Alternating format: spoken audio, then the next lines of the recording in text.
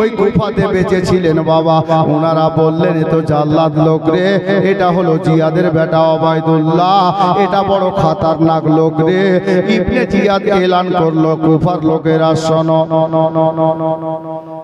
নওমান বিন বাশিরকে বরখাস্ত করা হয়েছে, তাকে সাসপেন্ড করে দেওয়া হয়েছে। ইয়াজিদ আমাকে তোমাদের নতুন গভর্নর বানিয়ে পাঠিয়েছেন, আমি হলাম তোমাদের ইমাম, আমি তোমাদের কুফা শহরের নতুন গভর্নর। তবে আমি শুনেছি ইয়াজিদ লিখে পাঠিয়েছে যে ইমাম হুসাইনের চাচাতো ভাই ইমাম মুসলিম তোমাদের মধ্যে কুফা শহরে এসেছে। ইমাম মুসলিমকে যারা বাড়িতে জায়গা দেবে তাদের বাড়ি ঘরকে ভেঙে মিসমার করে দেওয়া হবে। এই বলে দিয়ে বাবা কুফা শহরের লোকেরা বাবা ছি করতে লাগলো, সর্বনাশ হয়ে গেল। যদি আমরা আগে জানতাম এই ইবনে জিয়াদ লম্পটটাকে আমরা কুফার মেন গেটের বাইরে রেখে গেট বন্ধ করে দিতাম, ঢুকতে দিতাম না। কিন্তু এখন আর উপায় নাই, এই কুফাতে আর ভালো হতে পারে না। এই বলে সবাই বাড়ি চলে গেল বাবা। অবশেষে ইবনে জিয়াদ গভর্নর হাউসে গিয়ে নওমান বিন বাশিরকে ওখান থেকে নামিয়ে নিজে সিংহাসনে বসলো। কিন্তু বাবারা রাতের বেলার টাইম আহলে বাইতের বেশ খাস খাস কয়েকটা লোক মোহাব্বতকারী প্রেম করনেওয়ালা, উনারা চিন্তা করলেন কুফাতে ইমাম মুসলিম মুখতার বিন আবিদের বাড়িতে আছে, এটা কুফার অনেক লোক জানে। এই ওবায়দুল্লাহ ইবনে জিয়াদ আসলো, খোঁজ লাগাতে পারে, খবর নিতে পারে। তার পূর্বে আমরা একটা লুকিয়ে ব্যবস্থা নেই। কি ব্যবস্থা নিল? রাতের অন্ধকারে বাবা মুখতার বিন আবিদের বাড়ি থেকে আমার ইমাম মুসলিমকে বের করে অন্ধকারে চুপি চুপি নিয়ে গেলেন। হানি বিন উরওয়া বলে একটা লোক ছিলেন গো, আমার আহলে বাইতকে খুব ভালোবাসতেন, নবীর আওলাদকে খুব ভালোবাসতেন বাবা। ওই হানি বিন উরওয়ার বাড়িতে ইমাম মুসলিমকে পৌঁছে দিলেন। ওই 4-5টা লোকই জানে, আর কেউ জানে না। ইমাম মুসলিম হানি বিন উরওয়ার বাড়িতে ইবনে জিয়াদ সিংহাসনে বসেছে। একদিন দুদিন করতে করতে কয়েকটা দিন কেটে গেল। আমার ইমাম মুসলিমের খবর লাগাতে পারা যাচ্ছে না, কোথায় আছে, কার বাড়িতে আছে। অনেক চেষ্টা চালাচ্ছে ইবনে জিয়াদ, কি করলে কি করা যায়, মাথায় হাত দিয়ে চিন্তায় বসেছে। তখন একটা মুলকে শামের স্বামী গোলাম, যাকে মুআক্কেল বলা হয়, ওই গোলামটা বলল, ওগো ইবনে জিয়াদ কিসের চিন্তা? বলে হ্যাঁ রে, ইয়াজিদ যদি জিজ্ঞেস করে আমি ইমাম মুসলিমকে খোঁজ করে পাইনি, কি করে বলবো? কি করলে কি করা যায়, খবর যে পাওয়া যাচ্ছে না। মুআক্কেলটা বলল, ওগো ইবনে জিয়াদ শোনো গো, চিন্তা করার দরকার নাই, আমি আছি, খবর বের করে নেব। কি করে বের করবি রে? বলে বের তো করব, তার পূর্বে একটা শর্ত আছে। কি শর্ত আছে বল রে মুআক্কেল? মুলকে শামের কি না গোলাম, স্বামী গোলামকে বলল, কি আপনার কি বলে, কি শর্ত আছে বল? ওই মুআক্কেল বলল, ওগো ইবনে জিয়াদ অন্য কিছু শর্ত নয়, আমি খোঁজ করতে যাব, তার আগে আমাকে 3000 দিরহাম টাকা দাও। আরে টাকা কি করবি? বলে এটাই তো বুঝবেন না। আচ্ছা তোকে টাকা দিব, খোঁজ করে আনবি তো, খবর আনবি তো? বলে খবর আনবো মানে যতক্ষণ খোঁজ করে না পারবো আপনার সামনে এসে দাঁড়াবো না। তো আপনার কি বলে, মন্ত্রী কৌটাতে টাকা পয়সা তো কম থাকে না, কেশিয়ারকে অর্ডার করলেই ওকে 3000 দিরহাম টাকা দে। এটা ব্যাগে ভরে 3000 টাকা দেওয়া হলো। মুআক্কেলকে বলছে, দেখ তোর একদিক না হলে আমার একদিক। হ্যাঁ বলে কথা দিলাম, যতক্ষণ খোঁজ করে না বের করব, খবর না নিব, ততক্ষণ আসবো না আপনার কাছে। ঠিক আছে যা দেখি। ইবনে জিয়াদ সিংহাসনে থাকলো, মুআক্কেল চলে গেল টাকা নিয়ে। সন্ধ্যা বেলার টাইম, মাগরিবের নামাজের সময়, এক পা দুপা করতে করতে কোথাও গেল না, হাটে বাজারে দোকানে মাকানে কোথাও না, সোজা গিয়ে কুফার জামে মসজিদের গেটে। কত বড় ধোঁকাবাজ দেখেন, কুফার জামে মসজিদের গেটে। কুফার জামে মসজিদ কত বড়, কেতাবের ভাষা যে একই সঙ্গে একই জামাতে কম করে 500টা লোক নামাজ পড়বে, এত বড় মসজিদ। মসজিদ ভরা লোক, জামাত চলছে। ই বেকুব গিয়ে মসজিদে নামাজ শেষ হলো, একের পর এক লোক যাচ্ছে, যাকে তাকে ধরে জিজ্ঞেস করছে, হ্যাঁ গো শুনেছি ইমাম মুসলিম এসেছেন, ইমাম হোসেনের চাচাতো ভাই তো কুফাতে কোথায় আছে, কার বাড়ি আছে, একটু খবর বলতে পারবে? যারা জানে না ওরা তো জানেই না, আর যারা জানে যদি ওকে জিজ্ঞেস করেছি তো বলেন, চলে গেছে যে আমি জানি না, থাক, চলে গেছে। সবাই চলে যাওয়ার পর একটা বয়স্ক লোক, মুখ ভরা দাড়ি, মাথায় টুপি, হাতে তসবি নিয়ে আল্লাহর ইবাদত করছেন, মসজিদের এক কোণাতে বসে আছেন, বয়স্ক লোক। কিন্তু ওকে নজর লাগিয়েছে যে এটা আল্লাহর নেক বান্দা আছে, দেখি একেই কি কোন রকম করে পটানো যায় কিনা।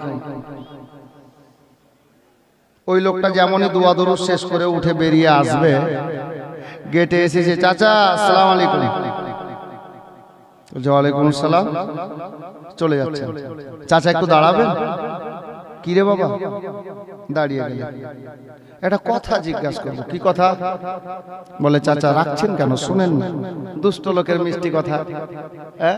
চাচা রাখছেন কেন, শুনেন না? কে রাখলো? আমি জিজ্ঞেস করলাম কি কথা বল। বয়স্ক লোকটা তো ওই মক্কেল বলছে, চাচা গো আপনি কি বলতে পারবেন যে আপনাদের এই কুফা শহরে ইমাম হোসেনের চাচাতো ভাই ইমাম মুসলিম নাকি এসেছে নবী বংশের ফুল আলে রাসূল, তো আপনি কি বলতে পারবেন? আমার বহুদিনের স্বপ্ন চাচা, আপনি জানেন আমার বাড়ি কোথায় চাচা? কোথায় রে? বলে আমার বাড়ি মনকে সাম দেশে।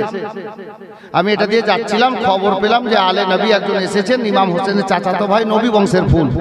তো আমার বহুদিনের স্বপ্ন যে একজন কোন আলে নবীকে পেতাম, নবী বংশের ফুলকে পেতাম, তো ওনার হাতে হাত দিয়ে মুরিদ হতাম। কত বড় লম্পট! আর চাচা জানেন, এই যে দেখছেন আমার কাছে ব্যাগ, এই ব্যাগের মধ্যে দেখেন কি আছে, দেখেন 3000 দিরহাম টাকা আছে। এই টাকাটা যদি হুজুরকে আমি পেতাম তো মহাব্বতে ওনার ভালোবাসায় এই টাকাটা ওনাকে নাজরানা দিতাম। টাকাটাও অনেকটা, 3000 দিরহাম টাকা।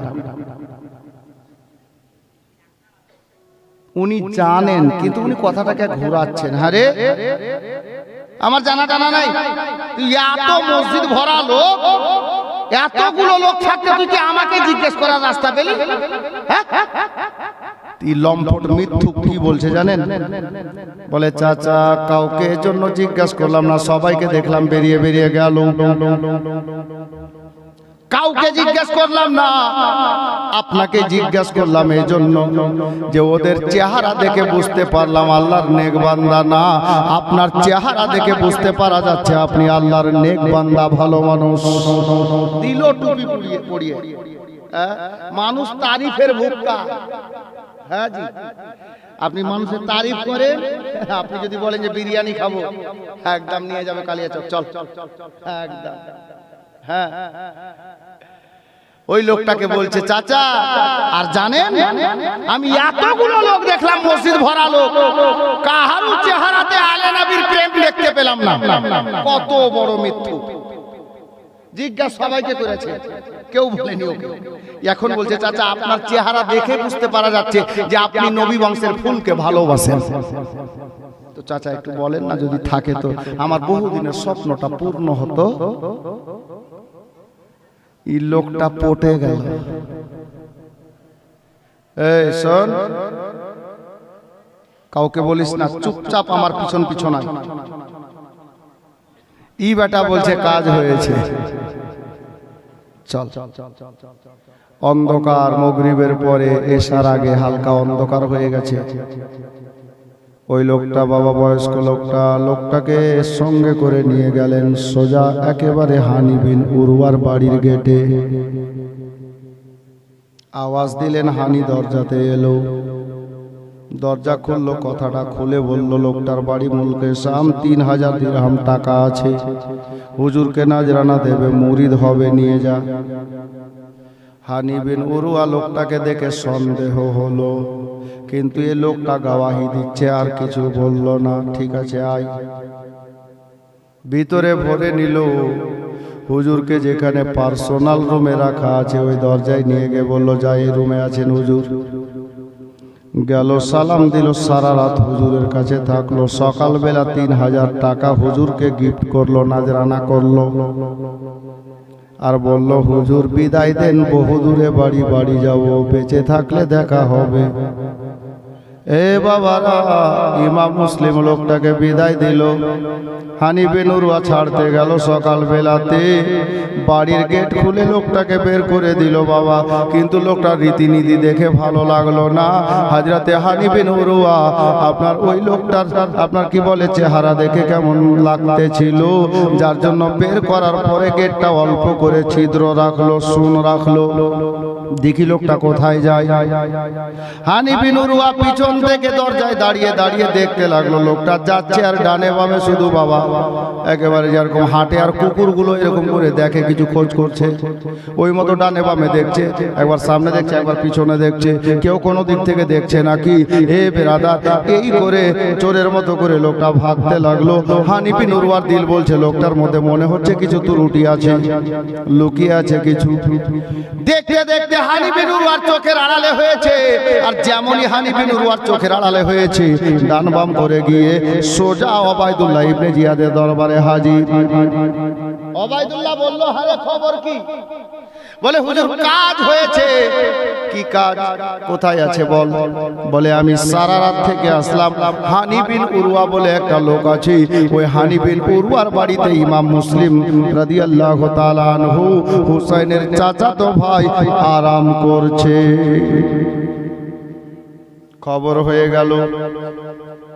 ওবায়দুল্লাহ ইবনে জিয়াদ হযরতে হানি বিন উরওয়াকে ডাক দিল, সরকারি লোক পাঠিয়ে গভর্নর হাউসে ডেকে নিল। হানি বিন উরওয়া চলে গেলেন, যেমনই গিয়েছেন বাবা সালাম কালাম হলো, কারণ ওই লাইকো মুসলমান নবীর কালমা পড়নেওয়ালা ছিল। হানি বিন উরওয়াকে ইবনে জিয়াদ সামনে করে ইবনে জিয়াদ জিজ্ঞাসা করলো, হানি একটা কথা জিজ্ঞাসা করার জন্য তোমাকে ডেকেছি। কি কথা?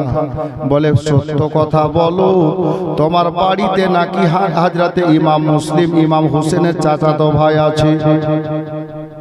ইমাম মুসলিমের কথা যেমন হানি বিন উরওয়া শুনলেন ইবনে জিয়াদের মুখ থেকে, উনার ভিতরটা কেঁপে গেল। একে খবর কে দিল? কেউ তো জানে না। হানি বলল, কে বলল? বলে না তুই বল আছে কি না। তখন হযরতে গেরামি হানি বিন উরওয়া বলল, কোন প্রমাণ আছে? ইবনে জিয়াদ বলল, প্রমাণ নিবি রে? তাহলে দাঁড়া, 2 মিনিট টাইম দে। লোকটাকে লুকিয়ে রাখা ছিল, যেমনই প্রমাণের কথা বলা হলো হানি বিন উরওয়ার মুখ থেকে বেরিয়েছে, ওই লোকটাকে এনে হানির সামনে দাঁড় করে দিল। হযরতে হানি বিন উরওয়ার চোখটা বড় হয়ে থেকে গেল, মনে মনে বলছেন, আল্লাহ গো, এটা পিওর ধোঁকাবাজ বেরিয়ে গেল, এত বড় ধোঁকা দিবে ভাবতে পারা যায়নি। এখন আমার হানি বিন উরওয়া কথাটাকে একটু আলাদা করে ফিরিয়ে বলছেন, এই ওবায়দুল্লাহ ইবনে জিয়াদ, ইমাম মুসলিমকে দাওয়াত করে আমি বাড়িতে ডাকিনি, তবে আলে নবী নবী বংশের ফুল গো, আমার বাড়ির দরজায় উনি এসেছেন, যার জন্য আমি উনাকে মেহমান বানিয়ে নিয়েছি, জায়গা দিয়েছি। ঠিক আছে, যখন এ কথা আছে আমাকে যেতে দেন, আমি বাড়ি যাব। হযরতে ইমাম মুসলিমকে বলবো, হুজুর আপনি সসম্মানে আমার বাড়ি থেকে বিদায় নিয়ে চলে যান, কারণ নবী বংশের ফুল বেয়াদবি করা যাবে না। হানি বিন উরওয়াকে আসতে দেওয়া হলো না, অবশেষে গ্রেফতার করে নেওয়া হলো। বাবা আজকে অনেক দূর নিয়ে যাব, চট করে এখানে কটা কথা কেটে দিচ্ছি বাবা। হানি বিন উরওয়াকে আপনার কি বলে গ্রেফতার করে গাওয়া, আপনার কি বলে গ্রেফতার করে নেওয়া হলো। তর্ক আরম্ভ হয়ে গেল, এই করে লাঠি চলাচলি আরম্ভ হলো। একটা লাঠি ইবনে জিয়াদের লাগার পরে হানি বিন উরওয়ার কপালটা ফেটে রক্তাক্ত হয়ে গেল। এই খবরটা কুফাতে ছড়িয়ে গেল। জানো গো, এ কুফার লোকেরা শোনো গো, হানি বিন উরওয়াকে গ্রেফতার করে ইমাম মুসলিমকে বাড়িতে জায়গা দিয়েছে বলি ইবনে জিয়াদ কতল করে দিয়েছে। হানি বিন উরওয়া একটা আবিদ মানুষ ছিলেন, ভালো মানুষ ছিলেন, পরেশগার লোক ছিলেন। কয়েকটা বংশের লোক লাঠি বল্লম হাসুয়া ফারসা নিয়ে সবাই বেরিয়ে গিয়ে গভর্নর হাউসকে ঘেরাও করে নিল। জবাব দাও ওবায়দুল্লাহ ইবনে জিয়াদ, হানি বিন উরওয়াকে কেন গ্রেফতার করা হয়েছে? ওবায়দুল্লাহ ইবনে জিয়াদ চতুর লোক, কি করলো জানেন? দেখলো ব্যাপার খারাপ, তারা ওই ইবনে জিয়াদ বেরিয়ে আসলো বাবা, আর বলল, ওগো কুফাবাসীর লোকেরা শোনো, সবাইকে তো জায়গা দেওয়া হবে যাবে না, তোমরা এত লোক এসেছো, তবে তোমরা কয়েকটা বংশ থেকে এসেছো, কয়েকটা বংশের কয়েকটা মেন লোক আসো। কে বললো তোমাদেরকে হানি বিন উরওয়াকে কতল করা হয়েছে? হানি বেঁচে আছে, তবে জেলখানায় বন্দি করে রাখা আছে। এ বেরাদার, সবাই মেনে গেল, ঠিক আছে যাও। মেন কয়েকটা লোককে পাঠানো হলো, হানি বিন উরওয়াকে জেলখানায় বন্দি করে রাখা আছে। হানি বিন উরওয়ার সঙ্গে তাদের দেখা হলো। দেখা হওয়ার পরে হানি বিন উরওয়া বলল, গো কুফার লোকেরা, যাও তোমরা বাইরে জনসাধারণকে বলো আমার মাথাটা ফেটেছে, সবাই যদি চাপ দেয় তাহলে আমাকে ছেড়ে দিতে বাধ্য হবে ইবনে জিয়াদ, যাও তোমরা গিয়ে এই কথা বাইরে গিয়ে বলে দাও। এ বেরাদার, দেখানোর পরে ইবনে জিয়াদ যাদেরকে ডেকেছিল ভিতরে, ওই লোকগুলোকে বেলাইন কিছু মেরে দিল। বুঝতে পারছেন? কিছু বেলাইন দিয়ে দিল, মোটা অঙ্কের কিছু, যেটা বলা উচিত না, যাকে ঘুষ বলে, মোটা অঙ্কের কিছু পকেটে দিয়ে দিল। তাদের জবান বন্ধ, বাইরে আসলো। ওই লোকগুলো এসে বলল, কুফার লোকেরা, ওই গ্রামের হাজরাতে গ্রামী হানি বিন উরওয়াকে শহীদ করা হয়নি, কতল করা হয়নি, বেঁচে আছে, তবে একটু মাথা ফেটে রক্তাক্ত হয়েছে, জেলখানায় বন্দি আছে, ভালো আছে, চলো সবাই বাড়ি যাই। এই বলে সবাই বাড়ি চলে আসলো। বিকাল বেলার টাইম গো, কুফা শহরে এলান হয়েছে হানি বিন উরওয়াকে গ্রেফতার করে জেলখানায় বন্দি করা হয়েছে। একটাই কারণ, ইমাম মুসলিমকে বাড়িতে জায়গা দিয়েছে বলে। এই খবরটা ইমাম মুসলিমের কানে পৌঁছে গেল, আমাকে বাড়িতে জায়গা দিয়েছে বলি আহলে বাইতের প্রেমিক হানি বিন উরওয়াকে গ্রেফতার করে জেল দিয়ে দেওয়া হয়েছে, জেলখানায় বন্দি করে দেওয়া হয়েছে। আল্লাহু আকবার কবিরা। ভাবতে ভাবতে সন্ধ্যা হয়ে গেল, মাগরিবের টাইম চলে এলো। আমার ইমাম মুসলিম রাদিয়াল্লাহু তাআলা আনহু ওই যে কচি কচি দুটা বেটার সঙ্গে আছে গো, হানি বিন উরওয়ার বাড়ি থেকে মাগরিবের আগে আগে পার্সোনাল ভাবে আলে নবীর প্রেমিক একটা আর ছিল বাবা, যার নাম কিতাবে লেখা আছে কাজী শরীফ। ওই কাজী সাহেবের বাড়িতে দুইটা বেটাকে পৌঁছে দিলেন আমার ইমাম মুসলিম, আর তালোয়ারটা নিজের কভারে ভরে নিয়ে ইমাম মুসলিম বলেন, আল্লাহ কপালে যা আছে হবে, তবে নামাজটা জামাতের সঙ্গে আদায় করি। এই বলে হানির বাড়ি থেকে ইমাম মুসলিম বেরিয়ে গেলেন বাবা, বেরিয়ে কুফার জামে মসজিদে মাগরিবের নামাজ আদায় করতে গেলেন। মসজিদ ভরালো, আমার ইমাম মুসলিম মুসাল্লায় দাঁড়িয়ে ইমাম হয়ে নামাজ পড়াতে লাগলেন বাবা। মসজিদ পূর্ণ ভর্তি বক্তা দিতে ইমাম মুসলিম ফরজ 3 রাকাত মাগরিবের নামাজ পড়ালেন। ডানে সালাম, বামে সালাম ফিরিয়েছেন। যেমনই সালাম ফিরিয়েছেন, দেখতে পাওয়া গেল মসজিদের মধ্যে একটাও মুক্তাদি দেখতে পাওয়া যাচ্ছে না। ইমাম মুসলিম চিন্তায় পড়ে গেলেন, আল্লাহ এই লোকগুলো গেল কোথায়? জমিন ফেটে নিচে গেল না আসমানে আল্লাহ তুলে নিলেন? নামাজ পড়তে লাগলাম, মসজিদ ভরা লোক, আর সালাম ফিরাতে না ফিরাতে লোক নাই একটাও, গেল কোথায়? চিন্তা ভাবনা করলেন। ইমাম মুসলিম ভাবলেন যে আল্লাহ যা হওয়ার হলো, আর নিজের নামাজটা তো পূর্ণ করি, সুন্নত নফল যা পড়ার পড়লেন, দোয়া দরুদ করলেন। নামাজ থেকে ফারিগ হয়ে ইমাম মুসলিম মসজিদ থেকে বেরোচ্ছেন, দেখছেন একটা লোক উজুখানাতে বসে উজু করছে। আমার ইমাম মুসলিম দাঁড়ান, দেখি লোকটাকে জিজ্ঞাসা করবো কোথায় গেল লোকগুলো। লোকটা উজু করে দাঁড়ালো, হ্যাঁ রে ভাই আল্লাহর বান্দা বলতো মসজিদ ভরা লোক সব কোথায় গেল? বলে হুজুর আপনি জানেন না? বলে কি, কোথায় গেল? বলে একটাও নাই, সব বাড়ি চলে গেছে। হ্যাঁ বাড়ি চলে গেছে মানে? আরে কার বাড়িতে কি আগুন লেগে গেছে? একটা শরীয়তের মশলা আছে বাপ, আপনি নামাজে দাঁড়িয়ে আছেন, জামাত চলছে, আর যদি শুনতে পেয়ে যান জোরে চিৎকার হচ্ছে গ্রামে যে অমুকের বাড়িতে আগুন লেগে গেছে, তো জামাত ছেড়ে যাওয়ার হুকুম আছে। তাই আমার ইমাম মুসলিম জিজ্ঞেস করছে, হ্যাঁ রে কারো বাড়িতে কি আগুন লেগে গেছে? তো বলছে না। তো কেন পালালো? বলে হুজুর আপনি জানেন না? বললে কি জানবো বল। বলে হুজুর মাগরিবের জামাত আরম্ভ ছিল, জারি ছিল, এহেন অবস্থায় ওবাইদুল্লাহ ইবনে জিয়াদের সরকারি লোক এই মসজিদের পাশে দিয়ে মাইকিং করতে করতে গেল, বলতে বলতে গেল যে ইমাম হোসেনের চাচাতো ভাই ইমাম মুসলিমকে যারা বাড়িতে জায়গা দেবে তাদের গলা কেটে তাদের বাড়ির গেটে টাঙিয়ে দেওয়া হবে। হুজুর গো, ইমাম মুসলিমকে বাড়িতে জায়গা দেবে না বলে সবাই মসজিদ থেকে পালিয়ে গেছে। আমার ইমাম হোসেন ইমাম মুসলিম বললেন, ভাই রে তুই কেন আছিস? তুইও চলে যেতিস। বলে হুজুর সত্যি কথা, আমিও চলে যেতাম, কিন্তু আসল কথা হলো এটা যে আমি জামাত পাইনি, জামাত ফেল, নইলে আমিও চলে যেতাম। আমার ইমাম মুসলিমের চোখে পানি এলো, আল্লাহ গো সত্যিকারে কুফার লোকেরা আমাকে ধোঁকা দিয়ে দিল। ইমাম মুসলিম সন্ধ্যা বেলাতে মাগরিব পড়ে বাবা মসজিদের গেট থেকে বেরোলেন, রাস্তায় নামলেন। যেমনই রাস্তায় নেমেছে ডান দিকে বাম দিকে বাড়ি আর বাড়ি আছে বাবা। আমার ইমাম মুসলিম লক্ষ্য করছেন, আল্লাহ কোন বাড়ির দরজা খোলা নাই, সমস্ত বাড়ির দরজা বন্ধ। সন্ধ্যা বেলার টাইমে কোন বাড়িতে আপনার আলো বাতি জ্বলে না, লাইট লণ্ঠন জ্বলে না, চারাক জ্বলে না। ইমাম মুসলিম চিন্তা করলেন, আল্লাহ এই শহরে আমার যে আপন বলে কেউ নাই, কার বাড়িতে যাব, কোথায় আমি যাব? মা গো, ও বোনেরা গো, আলে নবীকে ডেকে কুফার লোক সত্যিকারে ধোঁকা দিয়ে দিল বাবা। আমার ইমাম মুসলিম চিন্তা করছেন, আল্লাহ আমার যা হবে হবে, আমি যে মা ফাতেমার বেটাকে চিঠি লিখে ডেকে নিয়েছি, হুজুর যেন কুফাতে না আসে।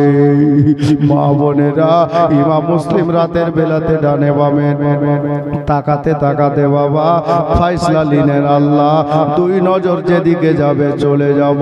একটা রাস্তা ধরে চলতে আরম্ভ করেছেন বাবারা। মা বোনেরা গো, চলতে চলতে টাইম তো কেতাবে লেখা নাই, তবে আনুমানিক বলি 10টা 11টা বেজে গেছে, রাতটা বেশি হয়ে গেল, রাস্তায় কোনো লোক দেখতে পাওয়া যায় না। আমার ইমাম মুসলিম রাস্তা ধরে হাঁটছেন, ডানে বামে কোনো লোক নেই, সামনে পিছনে লোক নাই, কোনো বাড়ির দরজা খোলা নাই, আলো বাতি জ্বলে না। আমার ইমাম মুসলিমের হুলকুম শুকিয়ে গেছে, একটু পানির দরকার পড়েছে, পিপাসা লেগেছে, তৃষ্ণা পেয়েছে বাবা। ইমাম মুসলিম এই বাড়ির দরজায় গিয়ে আওয়াজ দিচ্ছে, লোকগুলো জেগে আছে কিন্তু কথা বলে না। বাম দিকে একটা বাড়িতে গেলেন, ওই বাড়ির দরজায় আওয়াজ লাগালেন, লোক তো জেগে আছে কিন্তু কথা বলে না। এই করে মাঝে মধ্যে বাড়ির দরজাগুলোতে আওয়াজ দিচ্ছেন, কেউ কথা বলে না, সবাই জেগে আছে বাবা। ইমাম মুসলিম চিন্তা ভাবনা করতে করতে ওই একটু আর আগে গেলেন বাবা।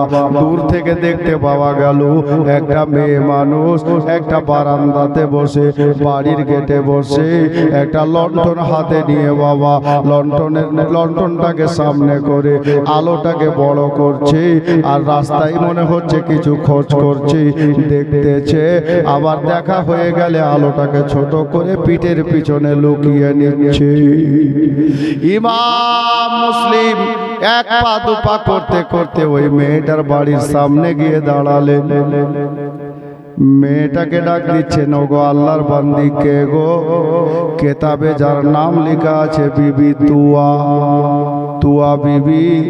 আমার বাবারা ভাইরা মা বোনেরা গো, ইমাম মুসলিম বলছেন, আল্লাহর বান্দি ব্যাপার কি? একটা জিনিস বোঝা যায় না রে, তুমি আলোটাকে সামনে করছো আর মনে হচ্ছে কিছু খোঁজ করছো, আবার আলোটাকে পিছনে লুকিয়ে নিচ্ছ। ওই আল্লাহর বান্দি বলো তো কেন তুমি এখানে দরজা খুলে বসে আছো? বলে, আল্লাহর বান্দা শোনো গো, আমার একটাই মাত্র ছেলে, নাম যার বেলাল, একটাই ছেলে, নাম হলো বেলাল। ছেলেটা ওবায়দুল্লাহ ইবনে জিয়াদের দরবারে চাকরি করে। প্রতিদিন ছেলেটা সন্ধ্যা বেলা চলে আসে বাড়িতে। আজকে রাত বেশি হয়ে গেল, বেটা আসে না। আমি এই জন্য মা দরজা খুলে বসে আছি, আমার বেটা কখন আসবে আমি দরজা লাগাবো। আমার ইমাম মুসলিম বলছেন, বেলালের মা, এ বিবি তুয়া বলো তো, বেটার জন্য বসে আছো বুঝলাম রে মা, এ আল্লাহর বান্দি রে, এ বিবি তুয়া, তবে আলোটাকে তুমি পিঠের পিছনে করে লুকিয়ে নিচ্ছ কেন? বলে, বাবা তুমি জানো না রে, এ কুফা শহরের অবস্থা ভালো নয়। কি হয়েছে মা? বলে, এ আল্লাহর বান্দা, আমি আলোটাকে পিছনে এজন্য করছি যেন আমার বাড়িতে ইমাম মুসলিম না আসতে পারে। আমার ইমাম মুসলিমের অন্তর ফেটে গেল রে বাবা। হাই রে জামানা, দাওয়াত যারা করলো তারাই ধোঁকা দিল। আমার ইমাম মুসলিম বলছেন, বেলালের মা রে, এ তুয়া বিবি, একটা কাজ করতো আল্লাহর বান্দি। কি কাজ রে আল্লাহর বান্দা? বলে, বিবি তুয়া, আমার হুলকুমটা বড় শুকিয়ে গেছে রে, বড় তৃষ্ণা পেয়েছি রে বেলালের মা, আমাকে একটু পানি দাও। বেলালের মা বলল, আল্লাহর বান্দা মাফ করো, যাও নিজের বাড়িতে গিয়ে পানি পান করবে, দেশের অবস্থা ভালো নাই, বাড়ি যাও বাবা। আমার ইমাম মুসলিম বললেন, বেলালের মা রে, আমার বাড়ি বহু দূরে আছে, একটু পানি দিলে ভালো হয়। বিবি তুয়া বলল, যখন এই কথা আছে তাহলে বসো, আমি পানি আনছি।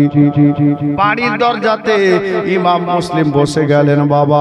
বেলালের মা বাড়িতে গেলেন, এক লোটা পানি নিলেন বাবা, পানি নিয়ে আসলেন। আল্লাহর বান্দা নাও।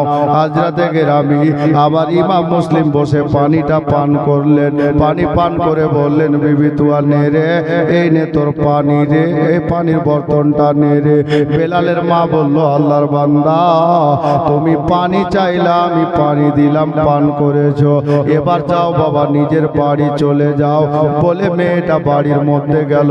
আপনার কি বলে, বর্তনটা রাখার জন্য। বর্তন রেখে ফিরে আসছে, দেখছে লোকটা যায়নি, এখনো ওখানে বসে আছে। বেলালের মা বলল, আল্লাহর বান্দারে, কেন তুমি যাচ্ছ না রে? যাও নিজের বাড়ি যাও বাবা। আবার ইমাম মুসলিম বলছেন, বেলালের মা, এ বিবি তুয়া, আমি কোন বাড়ি যাব রে? এই বাড়িতে, এই শহরে আমার বাড়ি তো দূরের কথা, আমি একটা পা রাখবো এ মতো নিজস্ব কোনো জায়গা নাই রে বেলালের মা, আমি কোন বাড়িতে যাব? তাহলে আপনার বাড়ি কোথায় গো? বেলালের মাকে বলা হলো, এ বিবি তুয়া, আমার বাড়ি হলো নবীর সোনার মদিনাতে, আমার বাড়ি হলো সোনার মদিনাতে। আরে বিবি তুয়া, এজন্য আমি কার বাড়িতে যাব? তাহলে হুজুর আপনি বলুন তো নামটা কি গো? বলে, বিবি তুয়া রে, আজকে যার কারণে সারা কুফাবাসীর দরজাগুলো বন্ধ হয়েছে রে বেলালের মা, আমি হলাম সেই ইমাম মুসলিম। এ বেলালের মা, তবে একটা কথা তোরে বলে দি, আজকে তুমি আমাকে পানি পান করিয়েছো, আমি এ পানির বদলে তোমাকে কিছু দিতে পারলাম না রে বেলালের মা।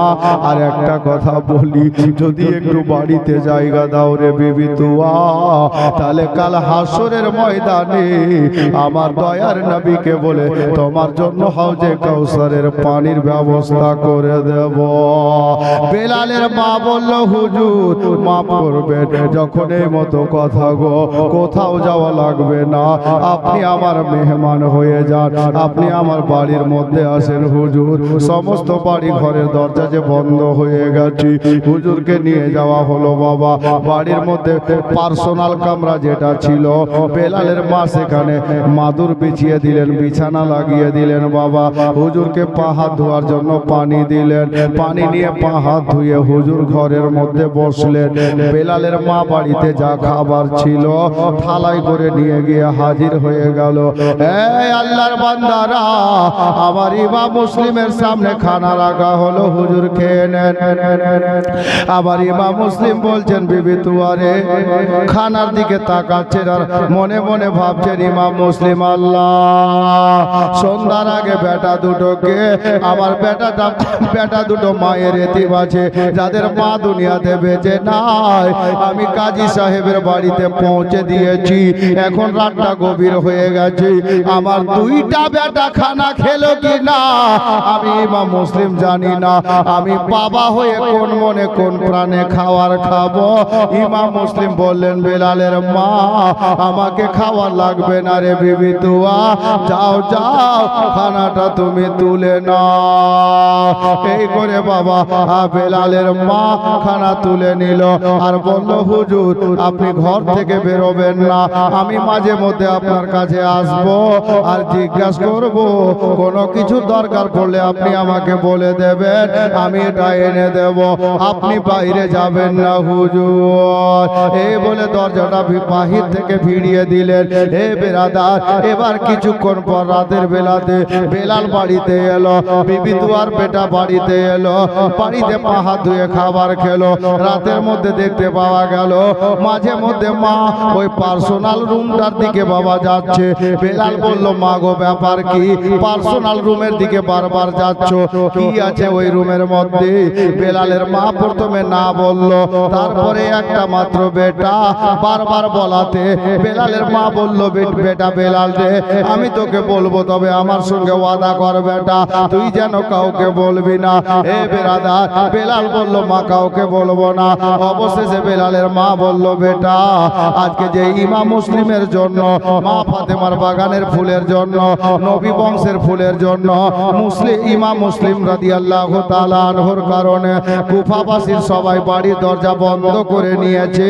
বেটা বেলাল রে মা ফাতেমাকে খুশি করতে হবে হযরতে নবী পাককে খুশি করার কারণে আমি ইমাম মুসলিমকে নিজের বাড়ির মেহমান বানিয়ে নিয়েছি বাড়ির মধ্যে জায়গা দিয়েছি হুজুর ওই ঘরের মধ্যে আরাম করছে আর বেটা কাউকে বলিস না রে ঠিক আছে মা কাউকে বলবো না এই করে বাবা সকাল হলো যেমনই সকাল হয়েছে প্রতিদিন বেলাল যায় ডিউটিতে 9টাতে আজকে 7টাতে বেরিয়ে গেল মা বলছে বেটা তাড়াতাড়ি কেন রে বলে বেটা মা গো আজকে এই জন্য তাড়াতাড়ি যাচ্ছি মা অফিসে কাজ বেশি আছে বলে রে বাবারা বেলালের মা গেটে দাঁড়িয়ে বেলালকে ইশারা করলো বেটা রে খবরদার ওই খবরগুলো বলিস না কাউকে বলবো না মা এই বলে বেলাল বেরিয়ে গেল বাড়ি থেকে 20-22টা লোক ঘোড়া নিয়ে চলে আসছে ইমাম মুসলিমকে খোঁজ করতে রাস্তার মাঝে দেখা হলো বেলাল বলছে ওগো তোমরা কোথায় যাবে বলে ইমাম মুসলিমকে খোঁজ করতে যাব তো বেলাল লাগলো হাসতে বলছে যাও যাও আরে যাও যাও মানে কি বলে যাও খোঁজ করতে যাচ্ছ বলে হ্যাঁ খোঁজ করতে যাচ্ছি বলে যাও তোমরা এখন 20-22টা তো দূরের কথা পূর্ণ কুফার মানুষ লেগেও খোঁজ করে মুসলিমকে পাবে না তো লোকগুলো বলল বেলাল তার মানে হলো তুই জানিস যে মুসলিম কোথায় আছে তো বেলাল বলে না লোকগুলো বলল বেলাল দেখ ওবায়দুল্লাহ ইবনে জিয়াদের লোক তুমিও আর আমরাও বলো কোথায় আছে ইমাম মুসলিম বলবে কি না বেলাল বলল হাসতে হাসতে বলছে জানি কিন্তু বলবো না কত বড় বেকুব জানি কিন্তু বলবো না আরে কেন বলবি না তো বলছে এজন্য বলবো না যে আমার মা আমাকে বলতে নিষেধ করেছে আচ্ছা বলেন বলতে বাকি রাখলো এই জন্য বলবো না যে আমার মা আমাকে বলতে নিষেধ করেছে লোকগুলো বলল বেলাল রে তার কারণ তার মানে হলো এটা স্পষ্ট হয়ে গেল যে ইমাম মুসলিম তোদেরই বাড়িতে আছে বেলাল বলল হ্যাঁ আছে তবে তোমরা যাও যাও আমি খবরটা দিলাম এই কথা যেন আমার মা জানতে না পারে যে আমি বেলাল তোমাদেরকে বলেছি এ বাবারা 20-22টা লোক ঘোড়া নিয়ে চলতে আরম্ভ হলো আচ্ছা 20-22টা লোক যদি রাস্তা দিয়ে ঘোড়ার পিঠে চেপে যায়, 20-22টা লোক ঘোড়া যদি একসঙ্গে চলে, 20টা ঘোড়া যদি হয়, যদি 20টাই হয় তো 4 কত হয়? 80টা পা ঘোড়ার একটা শব্দ হবে কিনা? একসঙ্গে চলছে, খটখট খটখট করে একটা শব্দ হচ্ছে বাবা। ইমাম মুসলিম বেলালের বাড়িতে বিবি তুয়ার ঘরের মধ্যে আরাম করছেন বাবা, জেগে আছেন, কানটা জাগ্রত অবস্থায়, চোখটা খোলা আছে, বুঝতে পারা যাচ্ছে একটা দল ঘোড়া চলে আসছে, আওয়াজটা আসে আস্তে আস্তে নিকটে চলে আসছে। আমার ইমাম মুসলিম শুয়েছিলেন, উঠে বসে গেলেন বাবা, ওনার তালোয়ার খানা কোমর থেকে খুলে আপনার বালিশের নিচে রাখা ছিল 3 থেকে 3.5 কেজি ওজনের তালোয়ার রে বাবা। ওই তালোয়ারটা বের করে ইমাম মুসলিম বালিশের উপরে রাখলেন, আর মনে মনে ভাবছেন, আল্লাহ আমাকে সত্যিকারে যদি ইবনে জিয়াদের লোক ধরতে আসে তাহলে এই তালোয়ার খানা আজকে কাজে লাগিয়ে দেব। এ বেরাদার, ইমাম মুসলিম রাদিয়াল্লাহু তাআলা আনহু মনে মনে ভাবতে আছেন, তালোয়ার হাতে নিয়ে বসে গেছেন, তৈরি হয়ে গেছেন, আর বলতে বলতে ওই 20-22টা ঘোড়া নিয়ে সৈন্যগুলো এসে বেলালের মায়ের বাড়ি খানা ঘেরাও করে নিল। বেলালের মা এদিকে গেটে আসো। বেলালের মা গেটে আসলো, কে গো? বলে সরকারি লোক। বলে বেলালের মা রে, তোদের বাড়িতে, তোমার বাড়িতে নাকি ইমাম মুসলিম আছে? বেলালের মা বলল, কে বলল?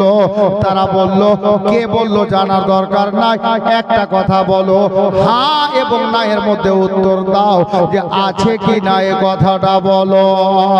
বেলালের মা চিন্তা করলো, আল্লাহ জীবনে মিথ্যা কথা বলিনি, মিথ্যা বলা লোককে আল্লাহ পছন্দ করে না, নবী ভালোবাসে না, আর আজকে যদি সত্যি কথা বলে দিই তাহলে আলে নবীকে বাড়িতে জায়গা দিয়ে গাদ্দারি করা হবে, ধরিয়ে দেওয়া হবে, তখন আল্লাহর কাছে জবাব দিব কি?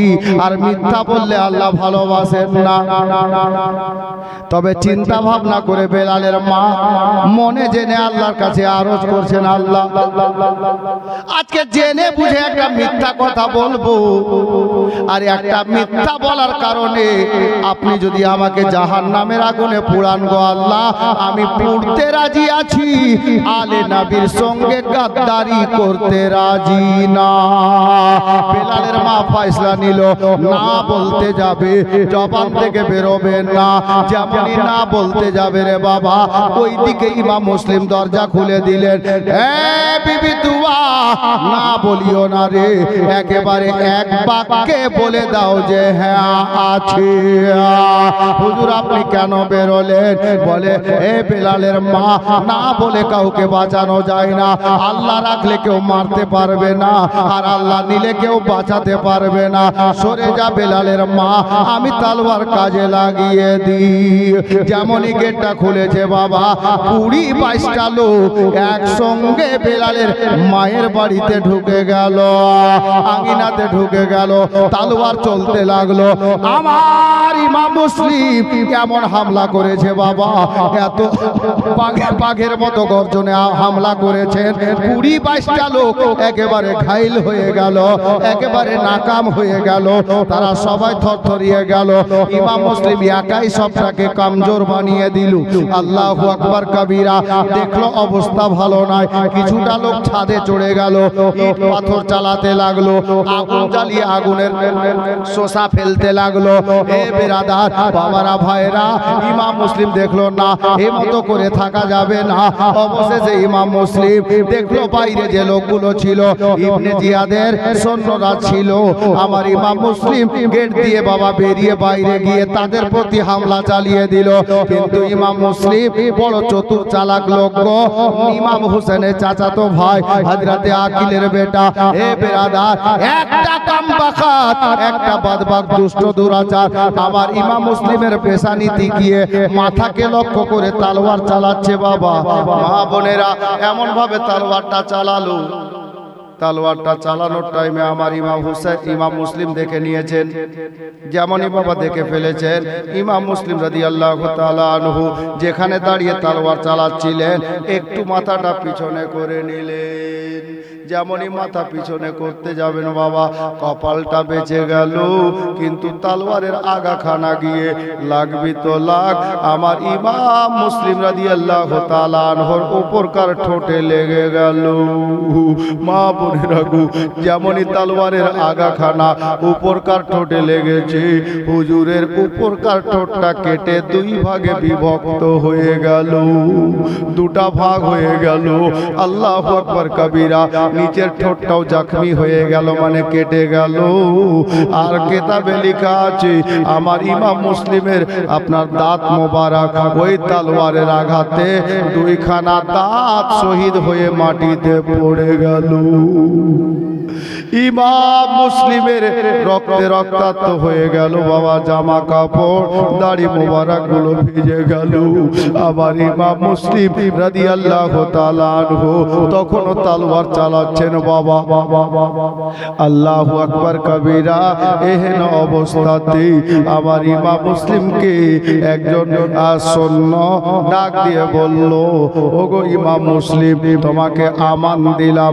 তারা দেখলো মুসলিমকে কাবুতে আনা যাবে না, তাকে আপনার কি বলে কমজোর করা যাবে না। আলে নবী আছে, আওলাদে আলী আছে। আল্লাহু আকবার কবীরা। ইমাম মুসলিম বলল, তখন বলছেন ইমাম মুসলিম, ওগো কুফার লোকেরা, আমার সঙ্গে ধোঁকাবাজি কথা বলিও না। তোমরা আমান দিচ্ছি বলছো, কিন্তু আমার মনে হয় না, ভরসা হয় না যে আমান দিচ্ছ। আমান দিচ্ছি মানে বন্ধ করছি যুদ্ধ, আর লড়বো না, আর মারপিট করব না, একে বলে আমান দেওয়া। হে বেরাদার, আমার ইমাম মুসলিমকে তারা বলল, ও ইমাম মুসলিম, তোমাকে আমান দিলাম, এটা সত্যি কথা, আর মারধর হবে না, আর ঝগড়া হবে না, মারপিট আর করব না। অবশেষে ইমাম মুসলিম বাবা একটা দেয়ালে হিলান দিয়ে দিলেন।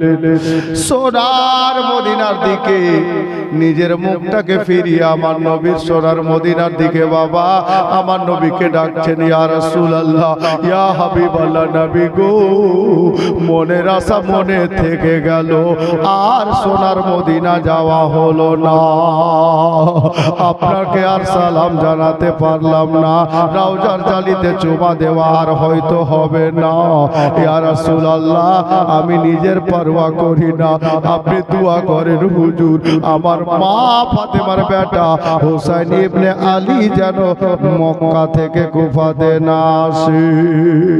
এ বেরাদার, আমার ইমাম মুসলিম বলছেন, ইয়া রাসূলুল্লাহ, আপনার প্রেমে, আপনার নাতি হুসাইনের প্রেমে প্রয়োজন হলে মুসলিম গলা দেবে, ভয় করে না, জাহান্নামকে ভয় আমরা করব না। যার জন্য বাংলা কবি বহুদিন পূর্বে লিখেছিলেন, বাপ জানেন কি? ওরে ভয় করি না জাহান্নামে,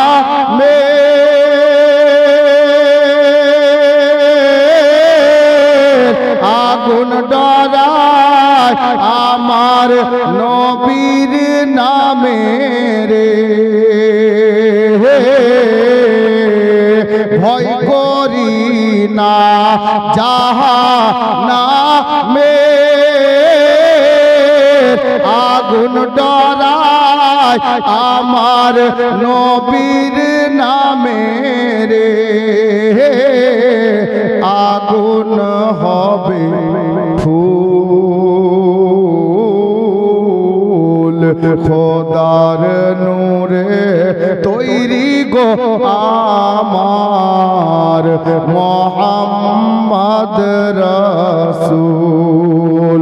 খোদার নূরে তৈরি গো আমার মুহাম্মদ রাসূল। ওরে নবী আমার পাকা কান্ডারি,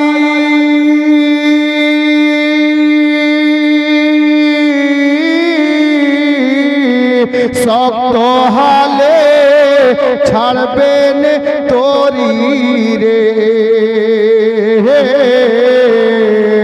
নবী আমার পাকা কান্ডারি,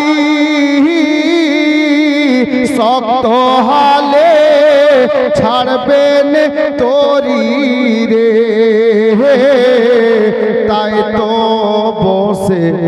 আরাম করি পাইব নদীর কুল খোদার নূরে তৈরি গো আমার মোহাম্মদ রাসূল ওরে জান্নাতের ওই হুরো পরি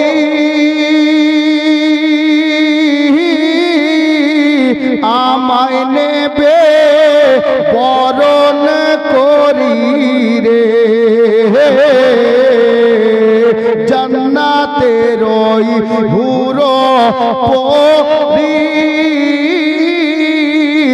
আমায় নেবে বরণ করি রে গলাই দেবে ফুল খোদার নূরে তৈরি গো আমার মোহাম্মদ রাসূল খোদার নূরে তৈরি গো আমার মোহাম্মদ রাসূল বেরাদার বাবারা ভাইরা মা বোনেরা আমার ইমাম মুসলিম বাবা তালোয়ারটাকে নিজের কভারে ভরে নিলেন ঠিক আছে ভাই তোমরা যখন বলছো আমান দিলাম আমার ইমাম মুসলিম বাবা দাঁড়িয়ে গেলেন এ বেরাদার আমার ইমাম মুসলিমের কাছে এসে তারা দাঁড়ালো আর বলল সত্যিকারে আমান দিলাম গো আর মারপিট হবে না যুদ্ধ হবে না ইমাম মুসলিম আবারও বলছেন কুফার লোকেরা এই ইবনে জিয়াদের সৈন্যরা দেখো তোমরা আমান দিয়েছো যার জন্য আমি তলোয়ার কভারে ভরেছি রে নইলে আমি এখন তলোয়ার কভারে ভরতাম না তোমাদেরকে যুদ্ধ করার সারটা মিটিয়ে দিতাম অবশেষে বলতে বলতে বাবা একটা ঘোড়া এনে হাজির করা হলো বলে ইমাম মুসলিম আপনাকে গ্রেফতার করা হলো বলে কোথায় যাওয়া লাগবে বলে চলো ইবনে জিয়াদের দরবারে আমার ইমাম মুসলিম বাবা ঘোড়ায় চেপে গেলেন ঘোড়ায় চাপা অবস্থায় আমার ইমাম মুসলিম যেমনই ঘোড়ায় চাপতে যাবেন বাবা এই অবস্থায় হুজুর থেকে লুকিয়ে কোমর থেকে তলোয়ার খানা টেনে নেওয়া হয়েছে ইমাম মুসলিমের তলোয়ার টেনে নিল তারা চুরি করলো বাবা কিন্তু ওনার নজর থেকে বাঁচতে পারেননি গো সঙ্গে সঙ্গে ইমাম মুসলিমের জবানে বেরোচ্ছে ইন্না লিল্লাহি ওয়া ইন্না ইলাইহি রাজিউন ওই সৈন্যগুলো বলল ওগো ইমাম মুসলিম ঘোড়ায় চাপার দোয়া এটা না বা ঘোড়াতে বসার দোয়া এটা না এটা মুসিবতের সময় পড়ে এটা কিছু হারিয়ে গেলে পড়ে কোনো আপনার খারাপ খবর শুনলে পড়ে আপনি এখন কেন পড়লেন ইমাম মুসলিম বলছেন ইবনে জিয়াদের সৈন্যরা আমাকে পাগল ভেবো না জানো রে এই কুফাতে আসার পরই আমার সঙ্গে যারা ছিল সবাই সঙ্গে ছেড়ে দিয়েছে শুধুমাত্র আমার তলোয়ারটা ছিল আমার সঙ্গের সাথী হয়ে এহেন অবস্থায় আমার থেকে লুকিয়ে তোমরা ভাবছো আমি বুঝতে পারিনি আমার কোমর থেকে তোমরা তলোয়ার টেনে নিয়েছো আমি ইমাম মুসলিম বুঝতে পেরে গেছি এবার আমি ইন্না লিল্লাহ কেন পড়লাম জানো বলে কেন গো বলে যার তলোয়ার খানাও তোমরা টেনে নিয়েছো তাহলে আমার সঙ্গের সাথী আর কিছুই থাকলো না রে তার মানে হলো এটা আমি মুসলিমের উপরে মুসিবত আসতে আর দেরি নাই রে আমি এই কারণে ইন্না লিল্লাহ পাঠ করেছি বাবারা এই করে ইবনে জিয়াদের দরবারে আমার ইমাম মুসলিমকে হাজির করা হলো ইবনে জিয়াদ বলল যাও জেলখানাতে বন্দি করে দাও আগামীকাল সকাল বেলাতে সরকারি টাইম অনুযায়ী তাকে বের করে আদালতে হাজির করা হবে কথা হবে বাবা ঠোঁটটা যে কেটেছে দাঁত শহীদ হয়েছে নিচের ঠোঁট কেটেছে কোনো মেডিসিন নাই কোনো ট্যাবলেট নাই কোনো মলম নাই সিলাই নাই আমার হুজুরকে জেলখানার মধ্যে বন্দি করে দেওয়া হয়েছে। সারা রাত ইমাম মুসলিম বাবা ওই জেলখানার মধ্যে আল্লাহর ইবাদত করছেন, তাসবিহ তাহলিল করছেন, নবীর প্রতি দরুদ পাঠ করছেন। চোখ দিয়ে ঝরঝর করে পানি বইছে। আল্লাহ গো, আমি আমার জানের পরোয়া করি না, তবে আমার মা ফাতেমার বেটা যেন না আসে। আল্লাহ আপনি রাস্তা থেকে ফিরিয়ে দিয়ে, আর যদি না বেরিয়েছেন আল্লাহ গো, আপনি দয়া করে হুজুরকে বের হতে দিয়েন না, যেন হুজুর মক্কাতেই থাকেন। এই দোয়া করছেন সারা রাত। এ বেরাদার, সকাল হলো, সরকারি টাইম অনুযায়ী আমার হুজুরকে নিয়ে গিয়ে হাজির করলো ইবনে জিয়াদের দরবারে। ইবনে জিয়াদ বলল, এই ইমাম মুসলিম, তোমার জন্য দুইটা অপশন। কি? বলে তুমি হুসাইনকে ছেড়ে দাও, ইয়াজিদকে মেনে নাও, এটা একটা। আর যদি তুমি মেনে নাও ভালো কথা, আর কোনো গল্প নাই। আর না মানলে, ইয়াজিদের নামে মুরিদ না হলে, তাহলে দুনিয়া ছাড়ার জন্য তুমি তৈরি হয়ে যাও, বাঁচো না হলে মরো, দুটার মধ্যে একটা। এটাই রাস্তা, এটাই অপশন। বলো তুমি কি হুসাইনকে ছাড়বে, ইয়াজিদের মুরিদ হবে? তো হযরত ইমাম মুসলিম বলছে, ইবনে জিয়াদ ঠিক আছে, ইয়াজিদকে মেনে নেব, হুসাইনকে ছেড়ে দেব, তার আগে একটা শর্ত আছে। ইবনে জিয়াদ খুব খুশি। শর্ত কি হতে পারে? ইবনে জিয়াদ ভাবলো 5 লাখ টাকা চাইবে, মন্ত্রী কোটাতে অভাব নাই, দিয়ে দেব। ভাবলো না হলে বলবে দুটা দেশে দুটা শহরের মালিক হব, মন্ত্রী হব, বানিয়ে দিব। হুসাইনকে ছাড়তে হবে। ইবনে জিয়াদ হাসতে হাসতে জিজ্ঞাসা করলো, মুসলিম তোমার শর্ত কি তাহলে বলো? ইমাম মুসলিম বলছে, ইবনে জিয়াদ শোনো, হুসাইনের নানার মতো যদি ইয়াজিদের নানা হয়, হুসাইনের বাবার মতো যদি ইয়াজিদের বাবা হয়, হুসাইনের মায়ের মতো যদি ইয়াজিদের মা হয়, হুসাইনের ভাইয়ের মতো যদি ইয়াজিদের ভাই হয়, এক কথাই বলি হুসাইনের ঘরানার মতো যদি ঘরানা হয়, তাহলে আমি ইমাম হুসাইনকে ছেড়ে ইয়াজিদের মুরিদ হয়ে যাব। ইবনে জিয়াদ বলল, অসম্ভব, কোনদিন হতে পারে না। বলে কেন? বলে হুসাইনের নানা হলো বিশ্ব নবী, সমস্ত নবীদের ইমাম। হুসাইনের নানার মতো জীবনে কোনোদিন কাহারু নানা হবে না। হুসাইনের বাবা হলো শেরে খোদা, আল্লাহর ঘরে যার জন্ম, হুসাইনের বাবার মতো কাহারু বাবা হবে না। হুসাইনের মা হলো জান্নাতি মেয়েদের রানী, জান্নাত রানী ফাতেমা। পৃথিবীতে কাহারু মা জান্নাতের রানী আর হবে না। হুসাইনের বংশ এমন একটা বংশ, যেই বংশের নাম কোরআনের পাতায়, বংশের নাম হলো কুরাইশ বংশ। এ বেরাদার, হুসাইনের বংশের মতো বংশ হবে না।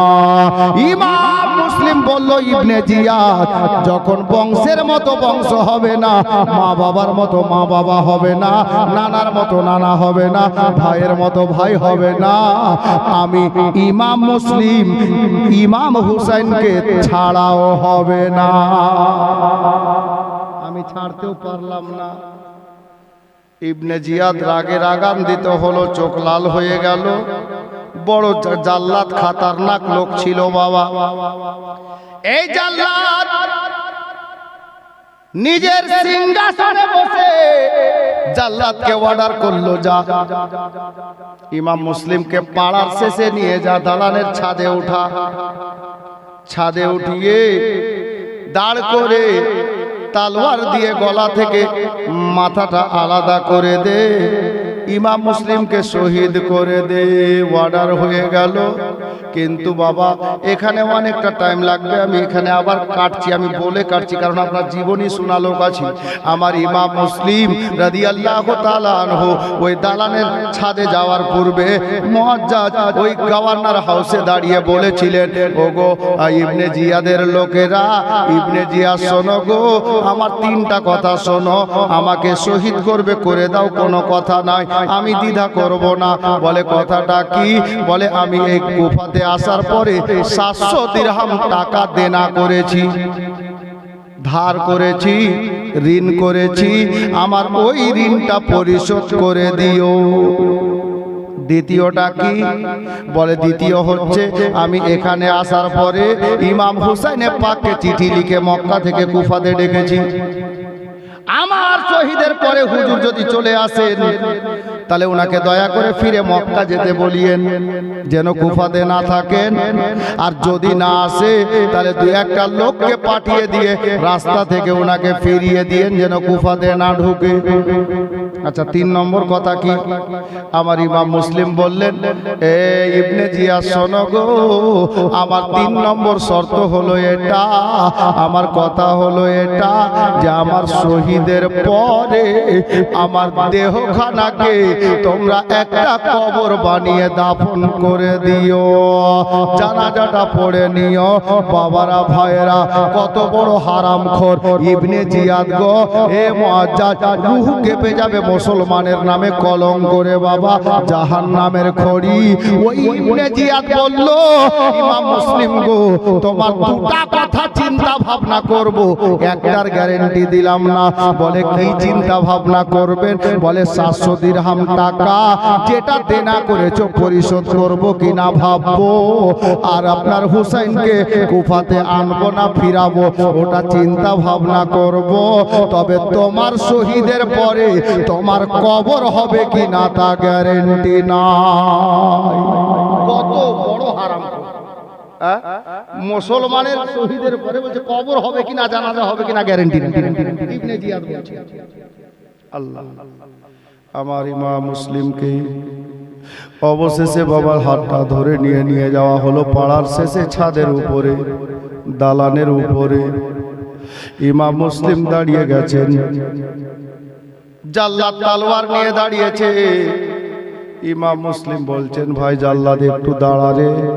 কি হলো ইমাম মুসলিম?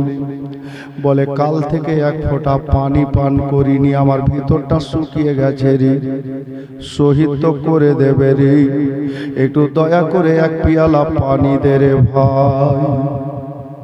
জাল্লাদ বলল, না, পানি দেওয়া যাবে না। পাশে সরকারি লোক যারা ছিল তারা বলল, এখানে হুসাইন নাই, আর ইয়াজিদও নাই, ইবনে জিয়াদও নাই। সরকারি একটা রুলস আছে, কোন মানুষকে সুলি হলে, ফাঁসি হলে তার শেষ ইচ্ছাটা পূর্ণ করে। গলা তো কেটে নেওয়া হবে, একটু পানি দিলে কি হবে, পানিটা দাও। ঠিক আছে, যখন দিতে বলছো তো দিচ্ছি। এই বলে ইমাম মুসলিমকে এক পেয়ালা পানি দেওয়া হলো বাবা। ইমাম মুসলিম বসে গেলেন ছাদের উপরে, আর পানির পেয়ালাটা যেমন ঠোঁটে লাগিয়েছেন, বাবারা ভাইরা মা বোনেরা, ওই যে গতকালকের কাটা ঠোঁটটা বাবা, কোনো মলম নাই, ওষুধ নাই, যেমনই ঠান্ডা পানি কাটা জায়গায় লেগেছে, একেবারে তাজা তাজা রক্ত বেরিয়ে পানিতে মিলে গেল। আমার ইমাম মুসলিম পানির দিকে দেখলেন, রংটা পরিবর্তন হয়ে গেল গো। মা বোনেরা, ইমাম মুসলিম ভাবলেন, আল্লাহ, মুসলমানদের জন্য রক্ত খাওয়া নিষিদ্ধ, এই পানিতে রক্ত লেগে গেল, রক্ত লেগে রং পরিবর্তন হয়ে গেল, আমি এই পানিটা কোন মনে কোন প্রাণে পান করি।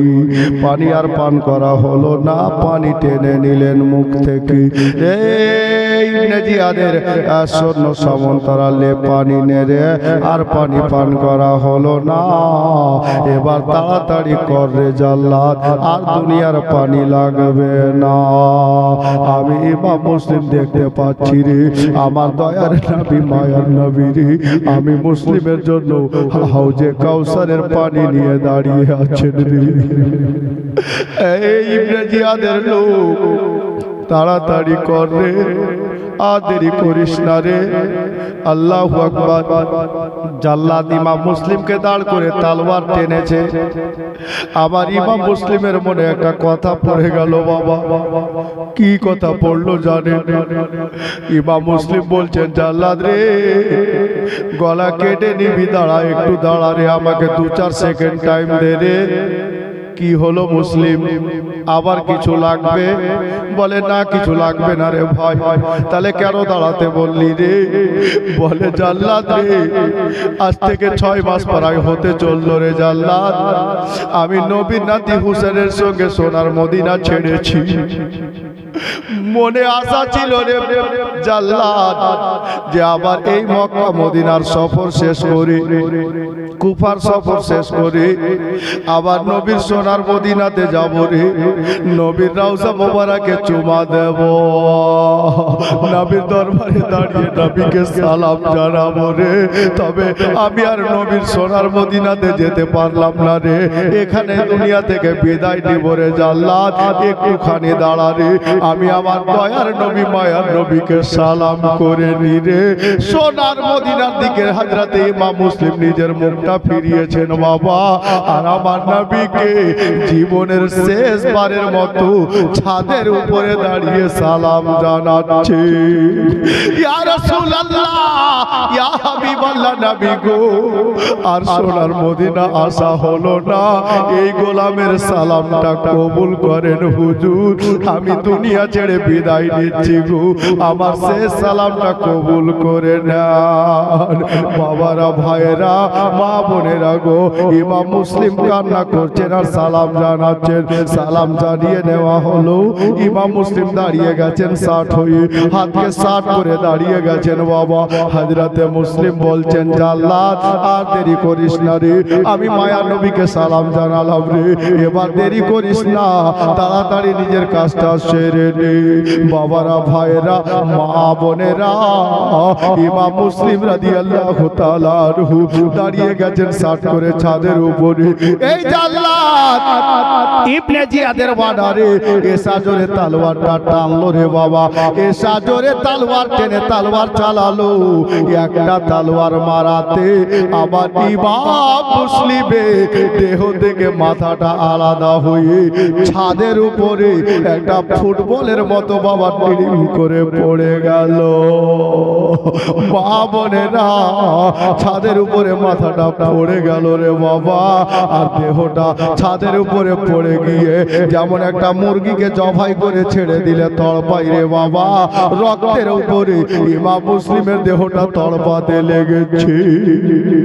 ওরে কুফার জাল্লাদেরা, ইমাম মুসলিমের দেহ তড়পানো দেখে, দৃশ্যটা দেখে রে বাবা, আসমানে সূর্য উঠেছিল, সূর্যের কিরণ দুনিয়াতে পড়ছিল, এই দৃশ্য দেখে সূর্য মুখটা লুকিয়ে নিল গো, কুফাতে অন্ধকার ছেয়ে গেল, বুঝতে পারা গেল আমার ইমাম মুসলিমের শাহাদাতে সূর্য বরদাস্ত করতে পারলো না গো, নিজের মুখখানাকে বাদলের মধ্যে গিয়ে লুকিয়ে নিল।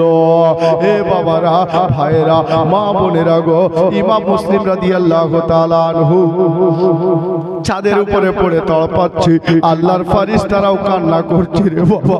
আজকে ইমাম মুসলিমের 2টা বেটা কাজী সাহেবের বাড়িতে আরাম করছে বাবা, কিন্তু বাবা দুনিয়া ছেড়ে দিল, বেটাদেরকে খবর নাই গো, শুনবে তো কত কাঁদবে রে বাবা।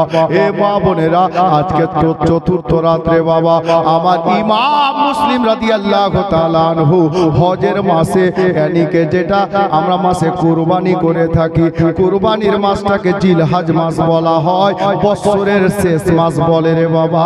ওই জিলহজ মাসে আমার ইমাম মুসলিম রাদিয়াল্লাহু তাআলা আনহু 3 তারিখে কুফা শহরে জামে শাহাদাত বরণ করলেন, ইন্তেকাল করে গেলেন, শহীদ হয়ে গেলেন। সবাই পড়ি ইন্না লিল্লাহি ওয়া ইন্না ইলাইহি রাজিউন। এ বেরাদার, আজকে 4 নম্বর রাত্রি, আর একটা রাত্রি বাকি আছে, অনেক ঘটনা বাকি আছে বাবা। আমি 3টা লোককে বলবো, ইমাম হোসেনের মহব্বতে হযরতে ইমাম মুসলিম নিজের গলা কাটিয়ে দিল গো। আজকে 3টা লোককে বলবো, 2 সাইড থেকে 2টা মা বা বোন পাঠাবে, ছেলেদের মধ্যে একটা কোনো দাদা বা চাচা বা বাবা পাঠাবে, 500টা করে টাকা। 3টা লোক 3 তারিখের ওসিলা দিলাম, ইমাম মুসলিম হুসাইনের মহব্বতে গলা কাটিয়ে দিল রে বাবা।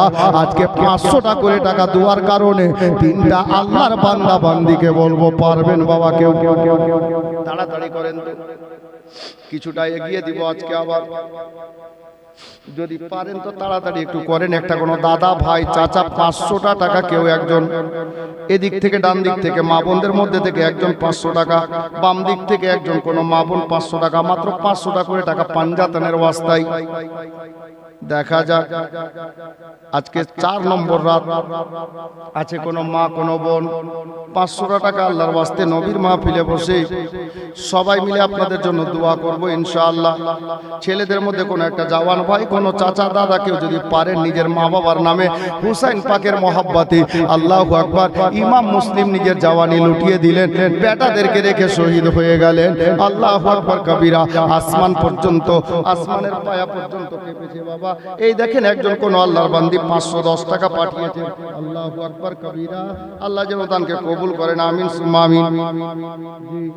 সুবহানাল্লাহ। একজন কোন মা 200 টাকা, একজন আল্লাহর বান্দা 500 টাকা। আলহামদুলিল্লাহ, মাশাআল্লাহ, আলহামদুলিল্লাহ। ইনশাআল্লাহ দোয়া হবে।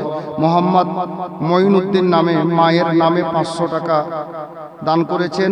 ওনার মা অসুস্থ আছে, সবার কাছে দোয়ার দরখাস্ত এবং ক্ষমা চেয়েছে। প্রথমত কথা যে ওনার মা অসুস্থ আছেন জনাব মঈনুদ্দিন সাহেবের। আপনারা যিনারা আছেন বা যিনারা বাহির থেকে শুনছেন মাইকের শব্দ, মানুষ মাত্রে ভুল হতে পারে। আমি বক্তা, আমার ভুল হবে না? হতেই পারে, মানুষ মাত্রই ভুল হয়। তো ওনার মা চলাফেরার মাধ্যমে কোনো ভুল ত্রুটি যদি করে থাকেন, আপনারা কেউ দুঃখ পেয়ে থাকেন, উনি ক্ষমা চেয়েছেন। আমরা সবাই ওনার মাকে ক্ষমা করে দিই। জি, ক্ষমা করে দেবেন। আর দোয়ার দরখাস্ত করেছেন, ইনশাআল্লাহ দোয়া একটু পরে আমরা সবাই মিলে করব ইনশাআল্লাহ তাআলা। তো দুজন হলো, ছেলেদের হয়ে গেছে, মেয়েদের এদিক থেকে হয়ে গেছে। এদিক থেকে কোনো একজন মা বা বোন পারবেন না? 500 টাকা না নিয়ে এসেছেন, কালকে দিয়ে দেন। একটু কোনো বাচ্চাকে বলে পাঠান যে কালকে দিয়ে দেন। একজন মাত্র। আমি 3টা চেয়েছি, 2টো পেয়ে গেছি। এদিক থেকে যদি আর কোনো মা বাবা থাকেন, 3টা কলম হয়ে গেলে বাস ইনশাআল্লাহ আমি একটু দোয়া করব। হ্যাঁ, এদিক থেকে মা বোনরা 50 টাকা 10 টাকা 20 টাকা যা হচ্ছে পাঠাচ্ছে, আলহামদুলিল্লাহ। একজন আর লাগবে 500 টাকা, সে ছেলে হোক মেয়ে হোক। কিন্তু আমার ধারণা যে এদিকে বাম দিকের মা বোন যিনারা আছেন, আপনারা একজন কেউ দিবেন নিজের মা বাবার নামে আলে নবীর মহব্বতে। পারবেন না? একজন মাত্র, বাস 500 টাকা, বেশি চাইনি। মা খালা আর কালেকশন আমি চাপ দিয়ে করছি। জি, কারণ চাইবো কার কাছে, তাই না বেরাদার? তো নবীর মহব্বতে, নবীর ভালোবাসাতে, আলে নবীর মহব্বতে একটা লোক খালি 500 টাকা দেন কেউ, তাহলে ইনশাআল্লাহ 3টা কলম হয়ে যাবে। হযরতে ইমাম মুসলিম জিলহজ মাসের 3 তারিখে শহীদ হলেন, শহীদ বরণ করলেন। জি, এখন ছেলে দুটা কথা শোনাবো, ইনশাআল্লাহ বুক কেঁপে যাবে, অন্তর ফেটে যাবে। 2-4 মিনিট আর আছি, ইনশাআল্লাহ কিছুটা কথা আর শোনাবো। একটু দাঁড়ান, একটা কেউ পারবেন না মা খালা আমার? মায়ের দিলেতে ব্যথা কখনো দিও না, কখনো দিও না। মায়ের দিলেতে ব্যথা কখনো দিও না, কখনো দিও না। মায়ের মতো এত আপন আর তো কেউ হবে না। মায়ের দিলেতে ব্যথা কখনো দিও না, কখনো দিও না। মা কার নাম জানেন? দুঃখে দুঃখী নীরবে, সুখেতে খুশি হবে। দুঃখে দুঃখী নীরবে, সুখেতে খুশি হবে। ছেলের সুখের তরে মা মরতেও রাজি হবে। ছেলের সুখের তরে মা মরতেও রাজি রাজি হবে। মায়ের পাক কদমের নিচে জান্নাতেরই ঠিকানা। মায়ের দিলে তে ব্যথা কখনো দিও না, কখনো দিও না। মায়ের কাছ থেকে দোয়া নিয়েন, দোয়া। একজন মা প্রেমিক মায়ের নামে 500 টাকা দেন তো, 3 নম্বর কলমটা হয়ে যায়। নিজের মায়ের নামে। মা বেঁচে আছে, আল্লাহ যেন ভালো রাখে, আর যদি কবরে চলে গেছে তো আল্লাহ পাক আপনার মাকে যেন জান্নাতবাসী করেন। একটা লোক পারবেন না মায়ের নামে 500 টাকা দিতে? কেউ? কোনো দাদা, ভাই, চাচা, মা, বোন, কেউ? নিজের মায়ের নামে। দেখা যাক। মা ইনারাও, কিন্তু ইনারাও তো মায়ের পেট থেকে হয়েছেন। একজন কেউ বাস মায়ের দুয়ার আসার দেখেন, মায়ের দুয়ার আসার দেখেন। দেখে দেখে মাশাআল্লাহ 150 করে মেয়েরা 500 টাকা দিবে। মাশাআল্লাহ, আলহামদুলিল্লাহ। এই দেখেন, এদিক থেকে কোনো একজন মা বা কোনো বোন এই বাচ্চাটাকে দেখে, মাসুদ ভাই, এই বাচ্চাটা বললো যে কালকে একটা বড় আম্মা 500 টাকা দেবে। আলহামদুলিল্লাহ। জি, নূর আলম দেখে নাও ওদিক থেকে কে দিতে চেয়েছেন। যাও। সুবহানাল্লাহ। আল্লাহ ভালো রাখুন, দোয়া করব ইনশাআল্লাহ। তবে যখন কথা মুখ থেকে বেরিয়ে গেছে, ছেলেদের মধ্যে একজন কেউ নেই নিজের মায়ের নামে 500 টাকা দেবে? আল্লাহ আল্লাহ, দেখা যায়। ছেলেদের মধ্যে কোন একটা জওয়ান ছেলে নিজের মায়ের নামে 500 টাকা আল্লাহর ওয়াস্তে দুয়ার জন্য দেবে? পারবে? পকেটে নাই, কালকে দিও। একটু হাত দেখাও তো যে কালকে মায়ের নামে 500 টাকা আমি দিয়ে দেবো। আজকে কথা দিলাম, কালকে দেবো। পারবেন? মায়ের দুয়ার আসার দেখেন। মায়ের দিলেতে ব্যথা কখনো দিও না, কখনো দিও না। মায়ের সেবা করিলেন হযরত আওয়েশ কারানি, দেখলেন না হুজুরের চেহারা নূরানি। মায়ের সেবা করিলেন হযরত আওয়েশ কারানি, দেখলেন না হুজুরের চেহারা নূরানি। জুব্বা পেলেন প্রিয় নবীজির, জুব্বা পেলেন প্রিয় নবীজির, মায়ের দুয়াই ষোলো আনা। মায়ের দিলেতে ব্যথা কখনো দিও না, কখনো দিও না। মায়ের মতো এত আপন আর তো কেউ হবে না। মায়ের দিলেতে ব্যথা কখনো দিও না, কখনো দিও না। বাবা 500 টাকা ভারী হলে 5টা লোক 100 করে দেন তো নিজে নিজের মায়ের নামে। শেষ দোয়াটাতে শরীক হওয়ার জন্য পারবেন না? 100 করে টাকা 5টা লোক। ভাই খুব একটা বড় অ্যামাউন্ট নেই, মায়ের নামে 100টা টাকা বেশি একটা বড় ব্যাপার নেই। ফেদাউল, মাশাআল্লাহ, ফেদাউলের মা 500 টাকা লিখছে। কে আছে? লিখছে কে? আচ্ছা আচ্ছা, ওদিকে লিখছে। বাপরে, অনেক দূরে। যাই হোক, তুমি লিখে নাও। 5টা লোক নিজের মায়ের নামে 100 করে টাকা। জওয়ান ভাই, 100 টাকার মূল্য কতটা বলেন তো? একটা জওয়ান ছেলে 500 টাকা। সুবহানাল্লাহ, নাম যে ভুলে গেছে। আশিক, কয়টা আশিক দাঁড়িয়ে পড়ে আছে? সুবহানাল্লাহ, আরে মাশাআল্লাহ মাশাআল্লাহ। জনাব আশিক কলিমি, মাশাআল্লাহ, আশিক কলিমি, উনি মায়ের নামে 500 টাকা। নারে তাকবীর, নারে রিসালাত, ইসলাম বলুন জিন্দাবাদ। মাশাআল্লাহ, আলহামদুলিল্লাহ। আশিক ইউটিউবার, লিখো। কি আল্লাহ জানে। যাক, মারামারি করিও না ভাই। হ্যাঁ, আশিক সাহেব মায়ের নামে 500 টাকা দিয়েছেন, তবে 100 করে টাকা যখন বলে দিয়েছি পাঁচটা ভাই, অনেকে আছে 500 টাকা হুজুর দিতে পারবো না, তো 100 টাকা আল্লাহর নবীর মাহফিলে বসে মায়ের নামে 100 টাকা কুরবানি দেব। পারবেন না পাঁচটা লোক? হ্যাঁ, 100 টাকা, বেশি তো বড় কথা। এই দেখেন মাশাআল্লাহ, এরকম স্বামী স্ত্রী না হলে হয়? হ্যাঁ, ফেদাউলের মা নিজের মায়ের নামে দিল 500 টাকা, আর ফেদাউলের বাবা দিল আবার নিজের মায়ের নামে 500 টাকা। আলহামদুলিল্লাহ। জি, ফেদাউলের বাবা 500 টাকা, লিখো ভাই। মাশাআল্লাহ, আলহামদুলিল্লাহ। তবে একটা জিনিস মনে পড়ে গেল, 1000 নাকি রে? না, একটা শূন্য কম আছে। আমি ভাবছি 1000 টাকা, 1000 টাকা এলো কোথা থেকে? হয়তো এক একটা তুলে রেখেছে। হ্যাঁ, দূর থেকে দেখা ওরকমই লেগেছিল।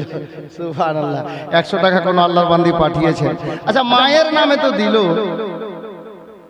নূর আলম, শোনো তো, আর সামনে ঠান্ডা কি বেশি তোমাকে লাগে? দুমটা হাট ভরে লেছো, তোমার থেকে বেশি আমাকে লাগবে, কারণ সবার উপরে আমি আছি।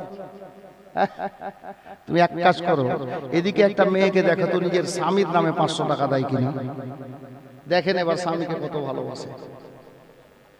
একজন কি হলো, তোমাকে ভয় লাগছে? এত আলো জ্বলছে তবুও তুমি ওকে কেন ডাকছো? একজন কেউ বলো স্বামীর নামে 500 টাকা, দেখা যাক এবার কি হয়। হ্যাঁ, ওইদিকে কে দিলে জি? নূর আলম।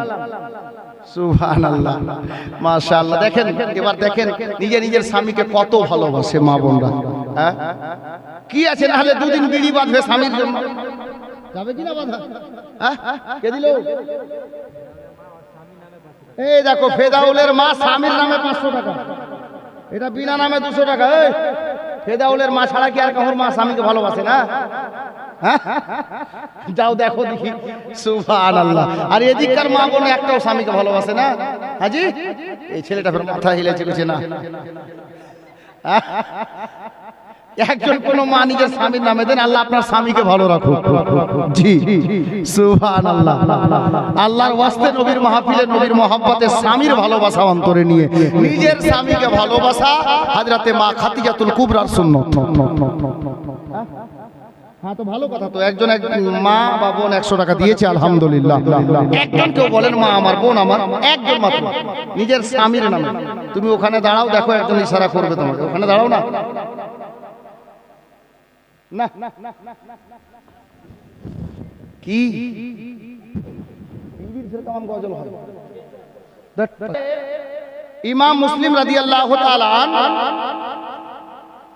জিলহজ মাসের 3 তারিখে 60 হিজরিতে জামে শাহাদাত বরণ করে দুনিয়া থেকে বিদায় নিলেন। সবাই পড়ি ইন্না লিল্লাহি ওয়া ইন্না ইলাইহি রাজিউন। ব্রাদার, উনার ইন্তেকালের পরে উনার দেহ এবং মস্তক মোবারকের ব্যাপারে কিতাবে লেখা আছে। একজন রাইটার তো বলছেন যে ইমাম মুসলিমের দেহর ব্যাপারে ইবনে জিয়াদকে জানা হলো, দেহটা কি করব? তো ইবনে জিয়াদ বলল, এই কমিটি ছেলেরা শোনো, টাইম অনেকটা হয়ে গেছে, তুমি এক কাজ করো, দুই দিকে মা বোনদের দিকে যাও আর ছেলেদের দিকে একজন যাও, 10 টাকা 20 টাকা যে যা পারো মা 150 করে শেষ দেওয়ার জন্য দিয়ে দাও তাড়াতাড়ি। আচ্ছা, নাম বলতে নিষেধ, আলহামদুলিল্লাহ। একজন কোন আল্লাহর বান্দি 200 টাকা দিয়েছেন, আলহামদুলিল্লাহ। ছেলেরা ঘুরছে, আপনারা যা পারেন 10-20 দিয়ে দেন, কালকে শেষ, কালকে দান করবেন। আমি জানি যে শেষ রাতে দান হয়, যেহেতু জীবনীর প্রোগ্রাম, তো যা পারেন দিয়ে দেন ইনশাআল্লাহ। তো বলতেছিলাম, কি বলতে ভুললাম যে, আসি কি বলছিলাম? এই মাশাআল্লাহ, ধন্যবাদ, মনে রেখেছো। হ্যাঁ, জি জি, মনে ছিল ভাই, মাফ করবা, পরীক্ষা নিচ্ছিলাম যে মনে কেউ রেখেছে কিনা। তো হযরতে ইমামে মুসলিম রাদিয়াল্লাহু তাআলা আনহুর দেহ এবং মস্তক মোবারকের ব্যাপারে ইবনে জিয়াদের দরবারে অর্থাৎ ওবাইদুল্লাহর নিকটে খবর দেওয়া হলো যে এই মাথা আর এই দেহটা কি করব শহীদের পর। তো ইবনে জিয়াদের হুকুম হয়েছিল, একজন রাইটার লিখছে, মাথাটাকে উপর থেকে ফুটবলের মতো চালিয়ে ফেলে দেওয়া হলো নিচে, আর দেহটাকেও দুই হাত দু পা ধরে নিচে চালিয়ে ফেলা হয়েছিল। সালাউদ্দিন নামে 500 টাকা। কই লেখক? এই লেখক, তোমাকে আমাকে ধুঁড়তে হবে তো হবে না, তুমি এখানে এসে বসবে কাল থেকে। কাল থেকে বলতে কালকেই শুধু, একটাই তো দিন। সালাউদ্দিনের নামে 500 টাকা লিখো।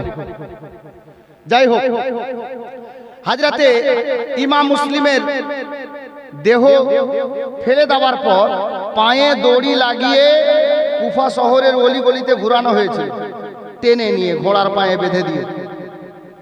আর খুতবাতে মুহররমের লেখক লিখছে, আল্লাহু আকবার, কত নালায়েক, কত দুষ্ট, দুরাচার, বেরহম, দিলে চুল পরিমাণে দয়া হয়নি রে বাপ।